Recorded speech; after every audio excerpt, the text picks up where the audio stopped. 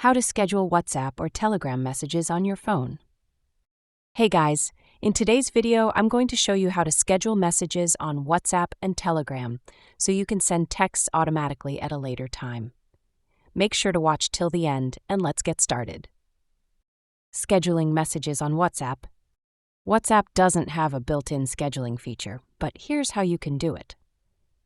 But you can easily download certain apps and then connect them to your WhatsApp. Then it will work as a scheduling. Note that the apps can harm your personal data from your WhatsApp app. Now let's come to scheduling messages on Telegram. Open the Telegram app and go to the chat where you want to send the message. Type your message, but instead of tapping Send, press and hold the Send button. Now tap Schedule Message, select the date and time, and hit Send on that time. Telegram will automatically send it without any extra app, easy and built-in.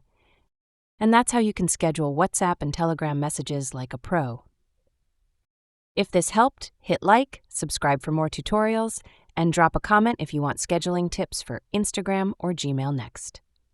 That's all for the video.